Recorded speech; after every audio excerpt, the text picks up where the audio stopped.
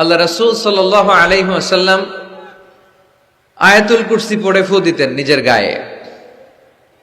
সূরা ইখলাস, সূরা ফালাক, সূরা নাস 3 কুল পড়ে ফু দিতেন। সূরা ফাতিহা পড়ে ফু দিতেন। এগুলো পড়ে হাত দুটো মিলাবেন, হাতে ফু দিয়ে মাথা থেকে পা পর্যন্ত মাসে করবেন। It's a protection from your Lord. জিন ভূতের আসর, ব্ল্যাক ম্যাজিক, জাদু টোনা, বান মারা, জাদু ঝাড়ু যাই হোক, তো এগুলো কিন্তু মারে, বান মারে, জাদু টোনা করে, ব্ল্যাক ম্যাজিক করে। এগুলো থেকে আমাদের সোনামণিদেরকে আমরা প্রোটেকশন করাবো কিভাবে? ওদেরকে শিখাই দিব। সূরা ফাতিহা পড়ে, আয়াতুল কুরসি পড়ে, 3 কুল পড়ে তুমি হাতের মধ্যে ফু দিবা। ফু দিয়ে মাথা থেকে পা পর্যন্ত তুমি নিজেই মাসেহ করবা। তোমাকে প্রোটেকশন দিবে কে? আল্লাহ রাসূল সাল্লাল্লাহু আলাইহি ওয়াসাল্লাম বলেছেন, মান ক্বারাআ আয়াতাল কুরসি দুবুরা কুল্লি সালাতিন মাকতুবাতিন লাম ইয়ামনাহু মিন দুখুলিল জান্নাতি ইল্লাল মাউত। প্রত্যেক ফরজ সালাতের পরে যে ব্যক্তি আয়াতুল কুরসি তেলাওয়াত করবে, তার জান্নাতে যাওয়ার ক্ষেত্রে আর কোনো ব্লক বা বাধা নাই, একটা জিনিস ছাড়া, সেটা হচ্ছে মরণ, মৃত্যু। লোকটা মরে না তাই জান্নাতে যায় না, মরলেই জান্নাতি। এজন্য আজকে থেকে সূরা ফাতিহা বেশি বেশি পড়বেন তো। সাইয়েদনা আবু সাঈদ আল খুদরি রাদিয়াল্লাহু তাআলা আনহু বর্ণনা করেন, আমরা একবার মরুভূমিতে সফর করছিলাম, হঠাৎ দেখলাম মানুষের জটলা ডিঙ্গিয়ে ভেতরে যেয়ে দেখি এক লোক শুয়ে আছে, আর অন্য লোকেরা মন্ত্র পড়ে ফু দিচ্ছে। উল্টা পাল্টা মন্ত্র পড়ে ফু দেয় না, সুমন্তর সু কালী কুত্তার গু। আমরা ছোটবেলায় শুনতাম বাচ্চারা এরকম ছুমন্তর ছুমন্তর ছুমন্তর ছু কালী কুত্তার। তো এগুলো পড়ে ওরা মন্ত্র পড়তো। তো উনি যে দেখলেন কি কি মন্ত্র পড়ে এই লোককে ফু দিচ্ছে, উনি বললেন কি হয়েছে? সবাই বলল, আমাদের নেতা সাইয়্যিদুল হাই, হাইমানি গোত্র, এই গোত্রের নেতা সাপ কামড় দিয়েছে, বিষে এমন নীলাভ হয়েছে দেহ, মনে হয় মারা যাবে। কি করা যাবে? তোমরা কি কোনো রুকিয়া ঝাড়ফুঁক জানো? উনি বললেন জানি। তাহলে আসো একটু ঝাড়ফুঁক করো। উনি বলল শর্ত আছে, আমাদেরকে ছাগল দিতে হবে, 1 পাল ছাগল। আরেক বর্ণনায় এসেছে 30টারও অধিক ছাগল। সবাই বলল, আমাদের নেতা, এর যদি কিছু হয়ে যায় আমরা নেতৃত্ব শূন্য হয়ে যাব, ছাগল লাগুক আর ওট লাগুক, তুমি আসো। বাড়ি বাড়ি যে ছাগল এনে, ছাগল রেডি। সাইয়েদনা আবু সাঈদ আল খুদরি রাদিয়াল্লাহু তাআলা আনহু পড়তে আরম্ভ করলেন, আলহামদুলিল্লাহি রাব্বিল আলামিন আর রহমানির রহিম মালিকি ইয়াউমিদ্দিন ইয়্যাকা না'বুদু ওয়া ইয়্যাকা নাস্তাঈন اهدنا الصراط المستقيم صراط الذين أنعمت عليهم غير المغضوب عليهم ولا الضالين। পড়েন আমিন। উনি এটা পড়ে ফু দিলেন। ফু দিতে দেরি, মুহূর্তের মধ্যে সোয়া লোকটা বসে গিয়েছে। আবার ফু দিছে, এবার দাঁড়ায় গেছে। আরেকবার ফু দিছে, হাঁটতে শুরু করছে, একেবারে সুস্থ। সবাই তো অবাক, টাসকি খেয়ে গেছে।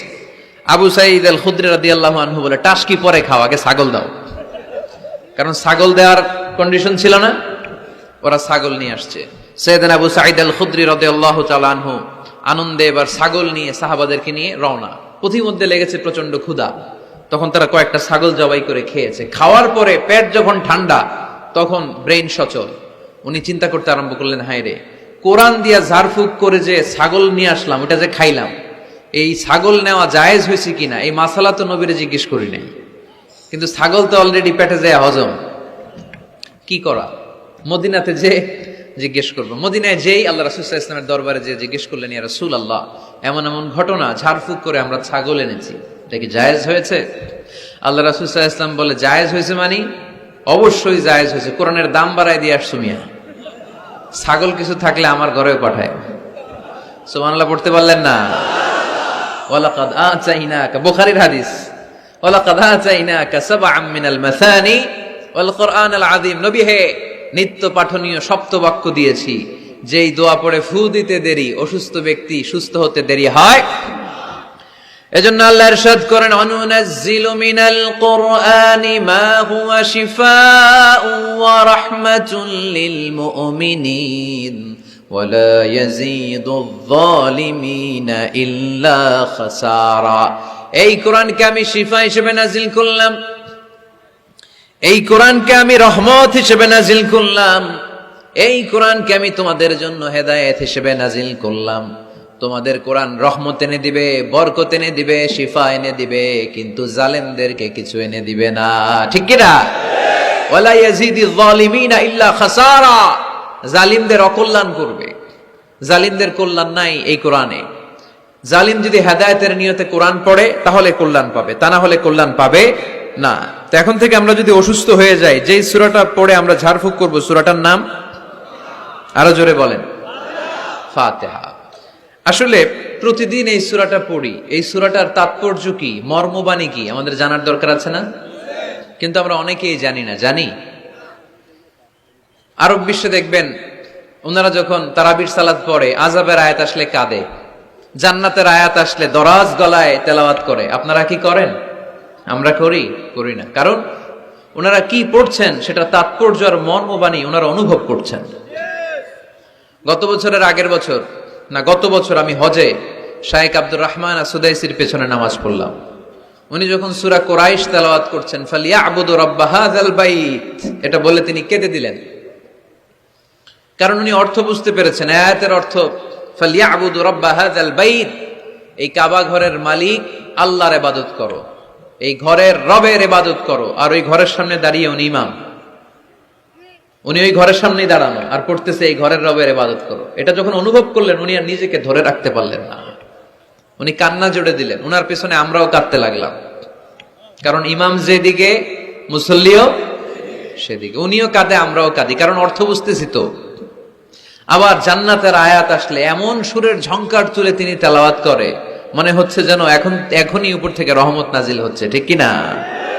কিন্তু আমরা যখন তারাবির সালাত পড়ি, আমাদের কখন যে আযাবের আয়াত গেল, কখন যে জান্নাত গেল, আর কোন দিক দিয়ে জাহান্নাম গেল, কোন দিক দিয়ে ইউসুফ নবীর কাহিনী গেল, কোন দিক দিয়ে আমার নবীর ঘটনা গেল, কিছু টের পাই? শুধু আমরাই টের পাই না এমনটা না, যিনি পড়াচ্ছে উনিও টের পায় না। ঠিক কি না?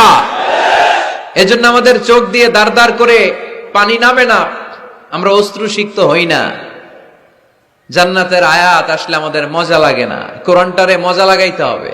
ঠিক কিনা? বুঝতে হবে মাতৃভাষায়। স্মার্টফোন ইউজ করেন কারা কারা দেখি?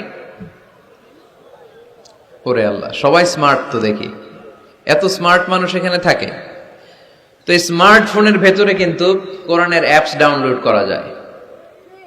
কোরআনের অ্যাপস ডাউনলোড করবেন, করে আপনি পড়বেন, যা বলার আল্লাহ সব বলে দিয়েছে, নতুন করে আর কিছু বলবে না।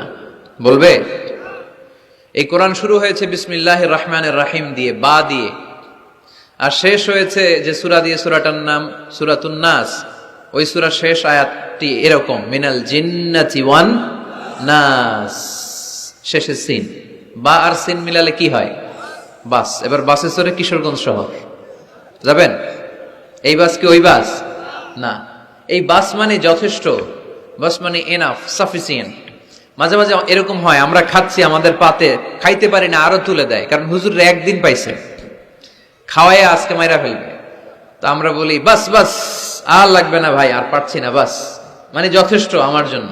তো আল্লাহ বুঝাতে চাইলেন 30 পারায় যা দিয়ে দিছি হেদায়েতের জন্য, বাস যথেষ্ট, নতুন করে কোনো কথার দরকার নাই। চিল্লায় বলেন ঠিক কি না?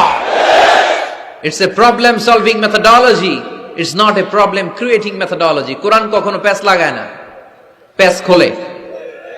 এই যে সুতা দিয়ে বাঁধতে গেলে অনেক সময় প্যাচ লেগে যায় না, এটার কি বলেন আপনারা? গিট্টু। এই কোরআন কি গিট্টু লাগায় নাকি গিট্টু খোলে? সমস্যা তৈরি করে না সমাধান এনে দেয়? সমাধান চাও যদি জীবনে মরণে, ফিরে যাও খোঁজে নাও, চোখ রাখো কোরআনে। ঠিক কি না? পড়েন সবাই, সমাধান চাও যদি জীবনে মরণে, ফিরে যাও খোঁজে নাও, চোখ রাখো কোরআনে। If you want the solution this দুনিয়া এন্ড আখিরা, go back, have a look to the holy কোরআনে। তাই না? সমাধান যদি চাই, চোখ রাখতে হবে কোথায়? নাকি এটিএন বাংলার পর্দায়? আসিতেছে আগামী শুক্রবার ওই পর্দায়, রঙিন পর্দায়, রূপালী পর্দায়, যেই বইয়ের দিকে চোখ রাখতে হবে বইটার নাম কোরআন। কোরআন প্রিফেস অফ দ্য বুক, মানব সমস্যার সমাধান, সব কিছুর সমাধান এই সূরার ভেতরে দিয়ে দিয়েছে কে? Rose TV 24. Enjoy by listening to the Holy Quran.